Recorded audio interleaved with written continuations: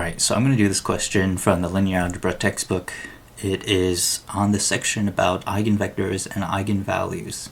So the question tells us that we have a matrix. A matrix represents some kind of transformation, a linear transformation.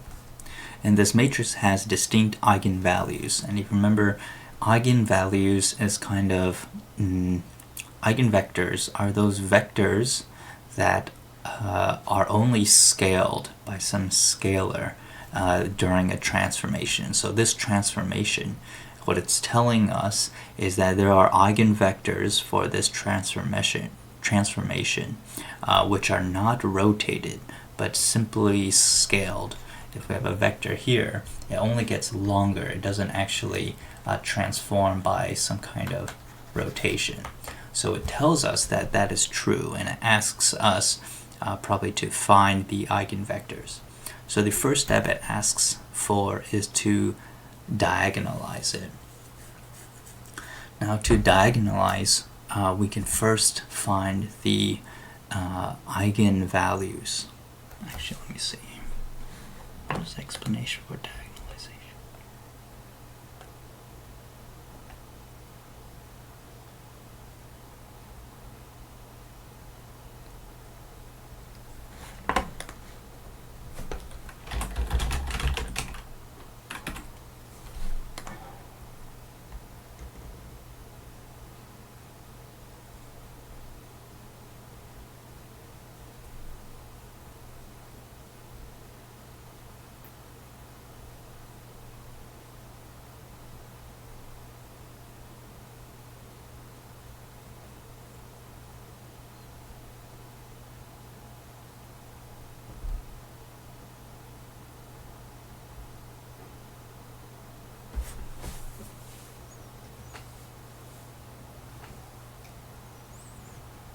Change the basis in a way.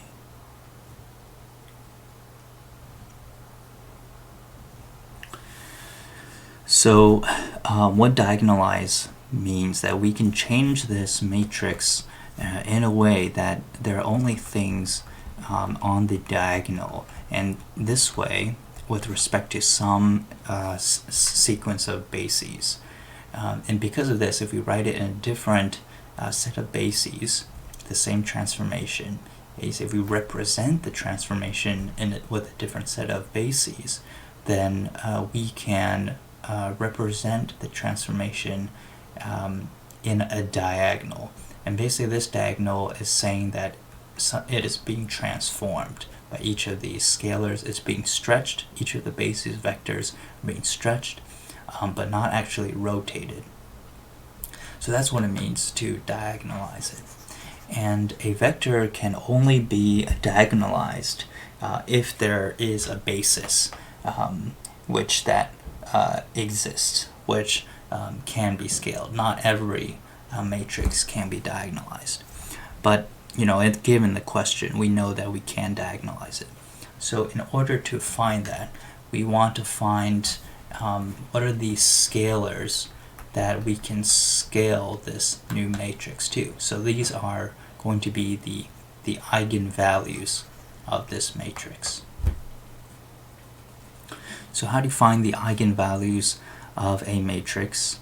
We can think of, let's say, this is the matrix A, and then it's going to transform some matrix. And after we transform the matrix, it's going to be, transform this vector, is going to be some scalar of that vector. And we're trying to find what the vectors are, which are the eigenvectors, and the eigenvalues. So we can rewrite this lambda, which is just a scalar. We can write that as a scalar matrix, which will basically look like this, right? Multiplied by this vector here. This will do the same thing as just scaling the vector.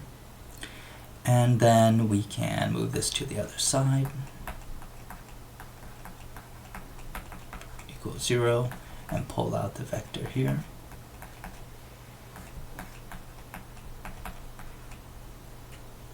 Okay, so basically what this is telling us, if we take our starting matrix, subtract the identity matrix that is scaled by some scalar, and multiply it, and use this resulting matrix to transform some vector, we can make that this vector becomes 0. So we need to find what these scalars are and what these vectors are. So now if I write out a minus this scalar, it'll look like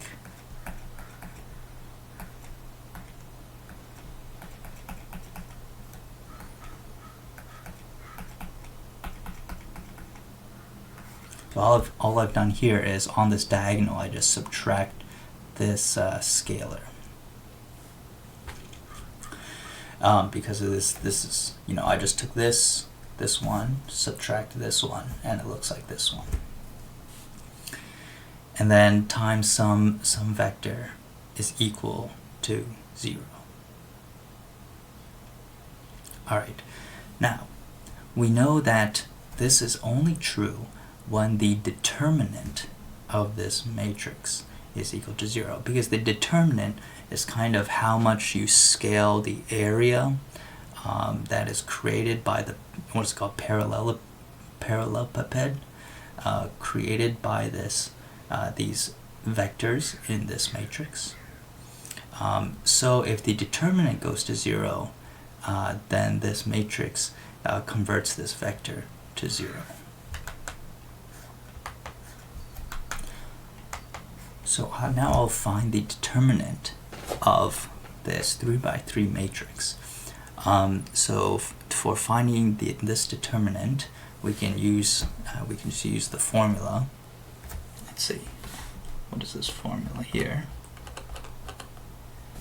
So for a 3×3 matrix is non-singular if AEI plus BFG plus CDH plus HFA minus IDB minus GEC is not 0, but we're looking for 0 here. So this is the determinant of 3×3 matrix.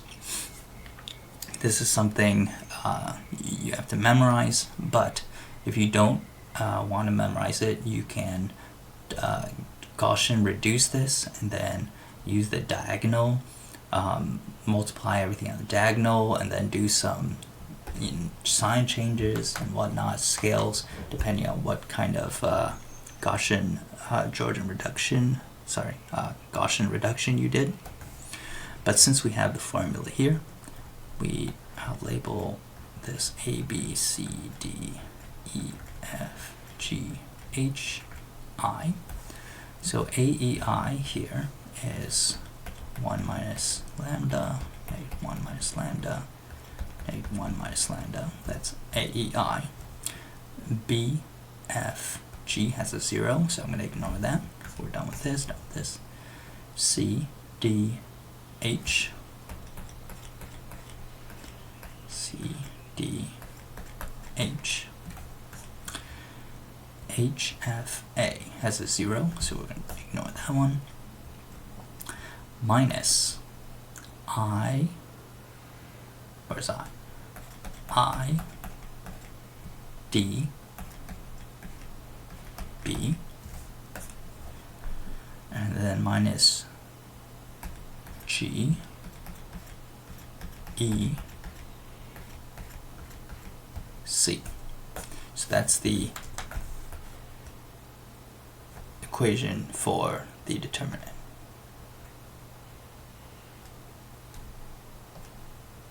Okay.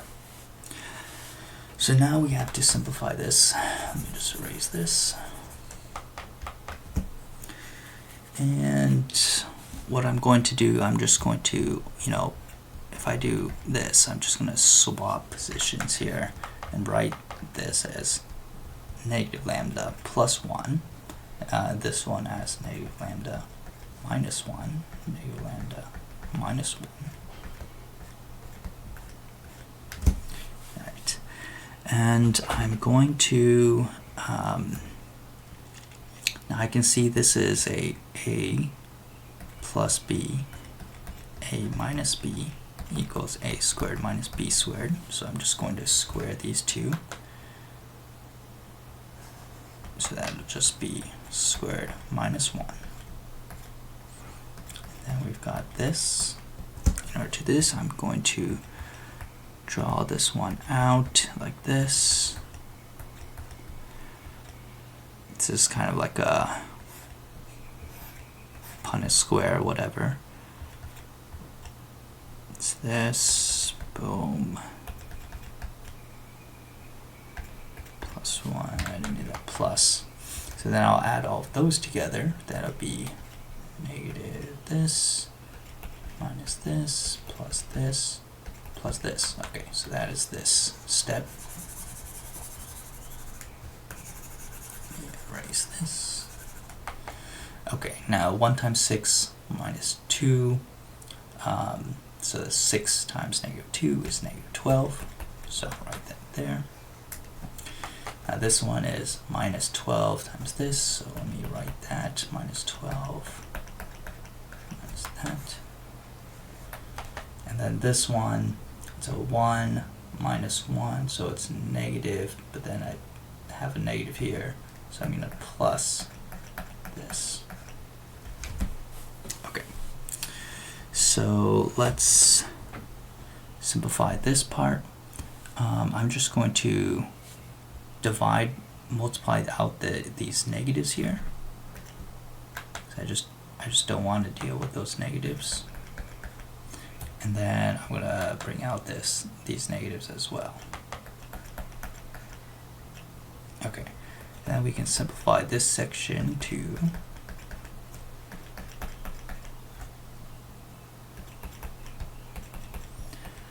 copy everything over.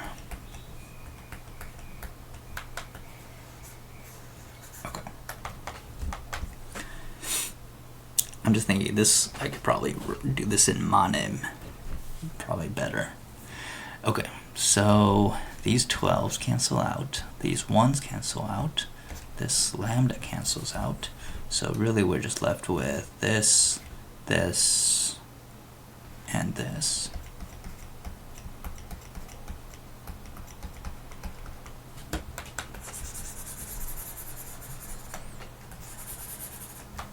Okay. Now to factor this one, we can't factor by grouping. Can we factor by grouping? Let's see. Let's pull out the lambda.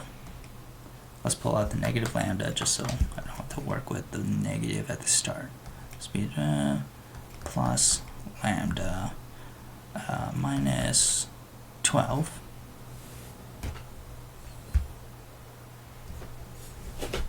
And with this, this is just plus minus 3 plus 4.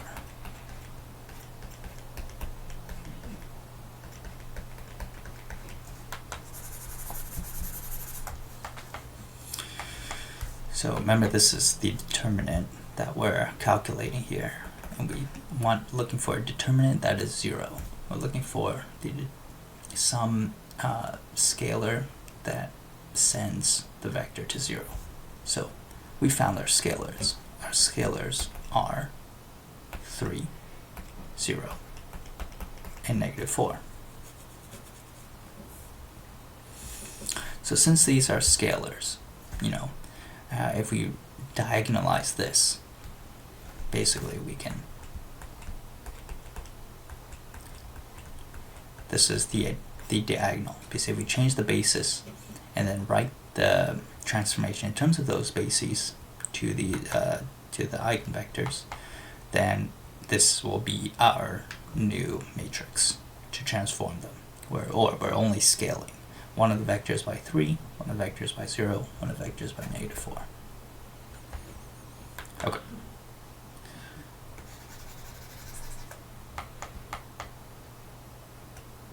So these are our eigenvalues of this transformation. And this is the diagonalization. So next it asks to find a basis with respect to which this matrix has that diagonal representation. So the basis, the new basis, is really just the eigenvectors that are scaled, right? Because each eigenvector is going to get put into this matrix, and then it's going to spit it out as a scale of itself, and those will be the basis. So to that, we have to find the eigenvectors. In order to find the eigenvectors, we plug in each of these into this section over here, and we find what values, how do I describe it?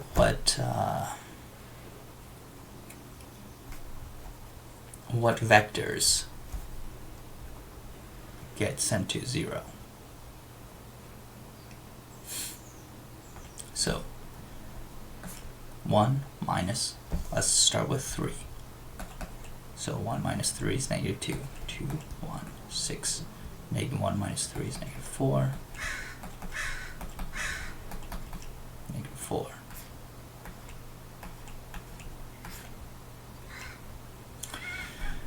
Basically what I'm doing here is, if I have this matrix and if I have some vector, we're trying to find which vectors get sent to 0 because of this equation right here. A minus lambda identity, which is this section, times some vector is equal to 0. Remember, we got this from this equation here. So you can try and backtrack, make sure you kind of understand that. But that's why I have this augmented matrix here, because this times this equals 0 basically looks like this.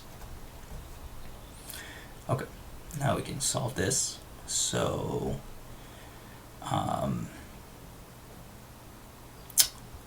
first thing I'm going to do is the second row plus 3 of these. So that was 3 plus 3 of these plus 6 would be 2, 3. And then I want to flip the sign on this one and then add 2 of these. Add 2 of these. Negative 6. Add 2 of these. Negative 9. So looks like this now. Now we can see that this is a multiple of this. So really, this goes to 0. And we can add this into that one.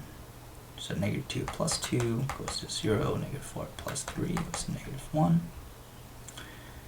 And so those are our equations. If we divide by 2 on this, and then multiply by negative 1 here. Okay, so this y, 1y, is equal to negative 3 over 2z, right? If we had x, y, z here, this is what it would look like, and then x is equal to negative z.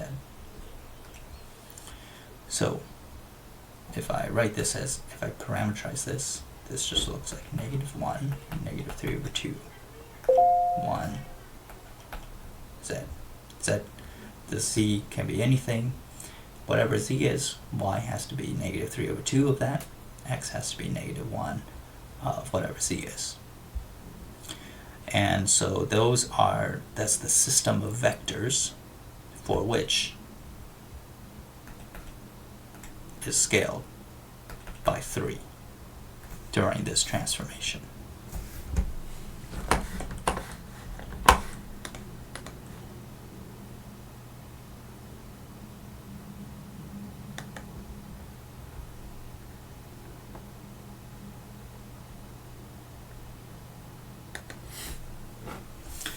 Alright, so that's just one.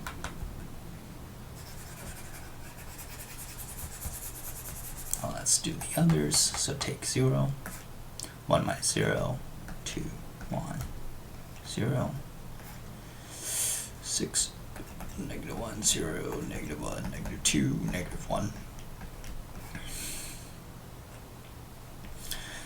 Alright, so here I'll do 6 minus 6 of these. Minus 6 is negative 12, negative 13 here. Minus 6 will be negative 6. Alright, and then I can, let's do this plus that one.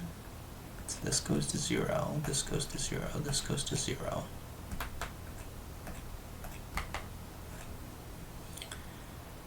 And then what I'll do here is, so if I want to turn this negative 2 to 0, I take the negative 2 over whatever that thing is, and I add a negative. And then multiply this row and add it to this one. So if I look, negative 13 times negative 2 over 13 will be just 2. 2 plus negative 2 is 0. That goes to 0. And then negative 6 times negative 2 is 12 over 13 minus 1 is equal to negative 1 over 13. Sorry, I did that backwards, didn't I?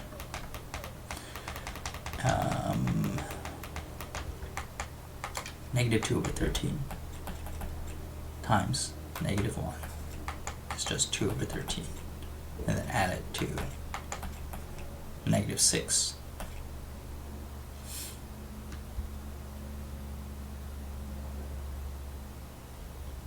No, wait, I'm mixing something up here.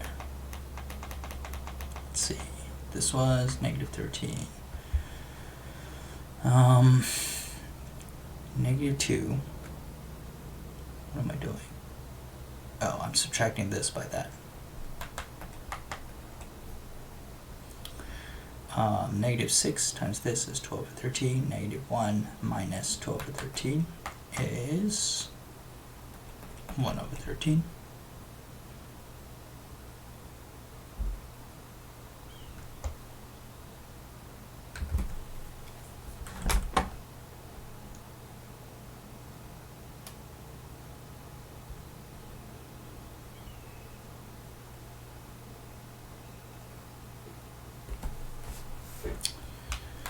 Alright, and so if I remove the negative here, divided by 13, swap this, so now I got y equals 6 over 13, z negative because it goes over, x equals 1 over 13, z, so the parameterize looks like 1 over 13, negative 6 over 13, 1, z. Alright, so that is when lambda equals 0. Finally, when lambda equals negative 4, 1 minus negative 4 was 5, 2, 1, 6, 5. Sorry, negative 1 plus 4 is 3. 0, negative 1, negative 2, negative 1, minus negative 4 is 3. This goes to 0. Let's do 5 plus 5 of these.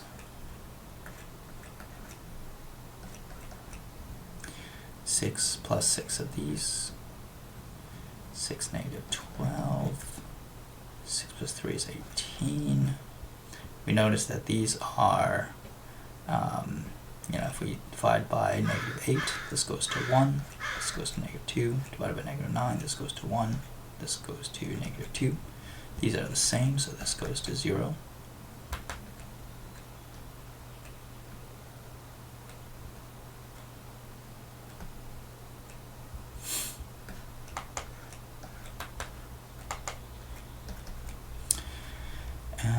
And then we can let's just swap this these signs here. 2 minus 2 of those, that'll go to 0, minus a negative 2 times 2 is plus 4, this goes to 1, so that x equals negative z, y equals 2z.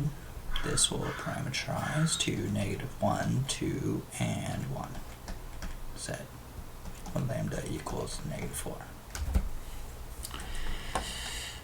Let's see, negative 1, 2, okay. So that's it.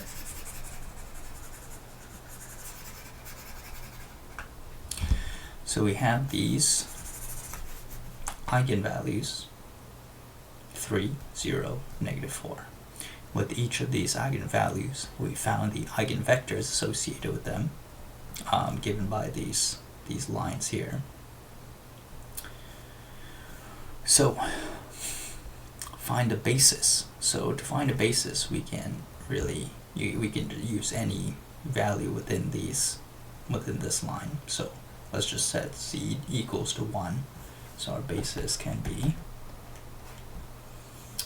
negative 1, negative 3, 2, 1, 1, 13, negative 6 over 13, 1, negative 1, 2, 1. So that's our, so with this basis, if we transform this basis with this diagonalized matrix, these vectors will remain without rotation. They will not be rotated, they'll simply be scaled. And this matrix is the same is the same as this matrix, just represented with different bases. So that's the whole point of this matrix, is diagonalized into this one. It's just representing this matrix with a different set of vectors as their basis, that when transformed with the diagonal matrix only scales the vectors in the basis and does not rotate them. It is just making it a little easier to understand this transformation matrix by making it diagonal, making the math a little easier to reduce the computation. So draw the diagram, find the matrices P and inverse of P to affect the change of basis. So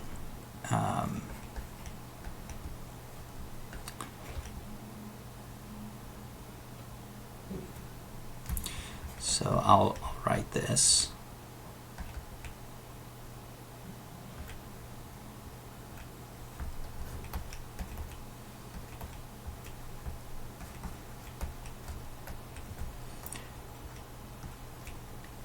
So basically, this diagonalization is equal to this transformation. It is the representation of, with respect to this basis, if we use this transformation from this basis and then to that base, to this same basis, we are describing the transformation in terms of this diagonal matrix.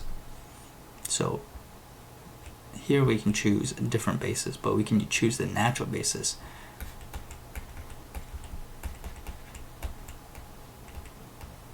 This is with respect to. So what does this matrix do to the natural basis? You know, it just changes, it transforms it, keeps it in the natural basis. But we can rewrite this transformation in terms of a new basis that makes the transformation a little easier to work with by turning it into a diagonal. That's the whole point of in this.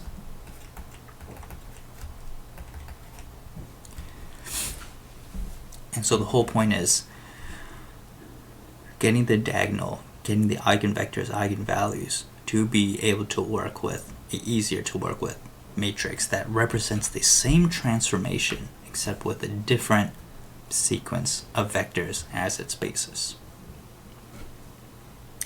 So we know that t hat is this diagonal matrix. We know that the original T, is this matrix. So find the matrices P and inverse P. So it's basically this matrix, and this matrix. Find these. So we know this, we know this. So this one, if we find the representation of the of a natural representation in the natural basis, the identity of that, just rewrite it in this new basis here. What we can do, let's see.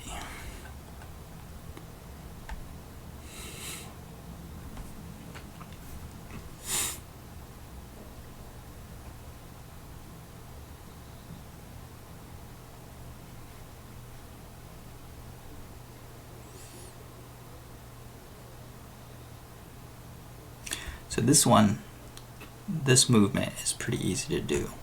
If I want to represent representation of B to the natural basis, these should all be 3. Natural basis 3 of the identity. All we have to do, we take each natural sequence, we take each vector in the basis sequence,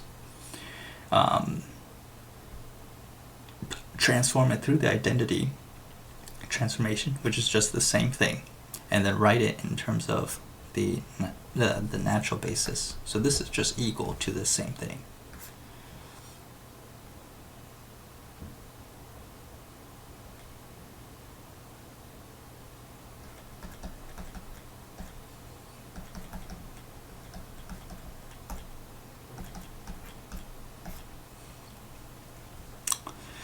So that's just the representation of the identity matrix, represented by our new basis to the natural basis.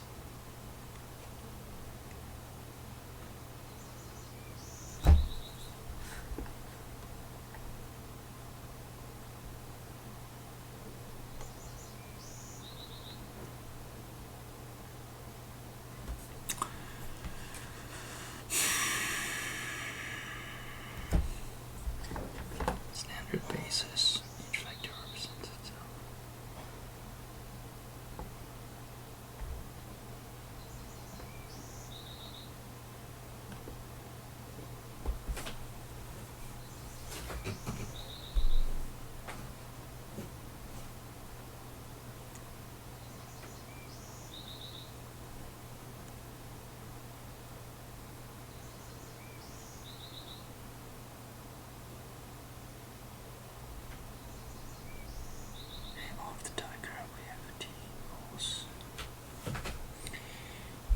Inverse P, where P is equal to representation of E3 B identity matrix E3 B.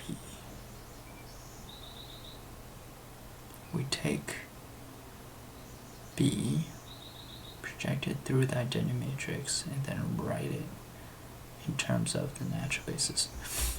Yeah, I think this is here. There's something with the answer sheet that I'm not getting confused on, but I believe this one's here, and then this one is just the inverse of this. Now, to calculate the inverse, what you would have to do, if it was a 2 by 2, there's the formula to calculate the inverse. But here, to calculate inverse, what you can do is you can just rewrite this.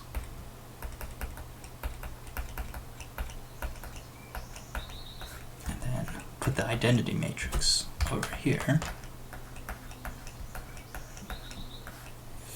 and then turn this into the identity matrix. And then this, whatever you have on this side, will be your inverse. Now I had to do this multiple times because the calculations was a little tricky, but basically you'll find that the inverse is equal to negative 16 over 21, negative 2 over 7, negative 4 over 21, 13 over 12, 0, 13 over 12, negative 9 over 28, 2 over 7, 3 over 28. And this should be how to represent the identity matrix from the natural basis to our new basis, right? Because if I take 1, 0, 0, how does that represent in our new basis? 1, 0, 0. As you do the calculation, should be something looking like this. So this matrix P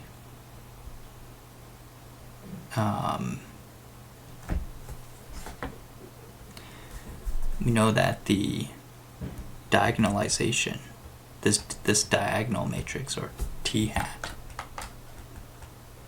is equal to inverse P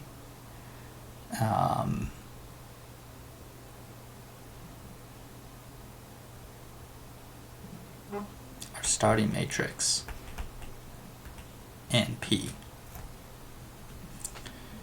So the first step is to go for P. So it's probably this one here. And that would be from this to this.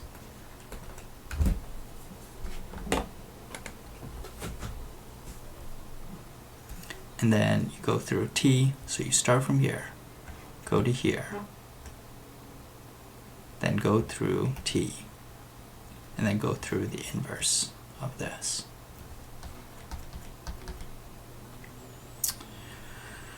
Let's see. I'm a little confused on the ordering of these two notation, but these matrices are correct. And so that's the answer to P and inverse of P. You got this matrix, and you got this matrix.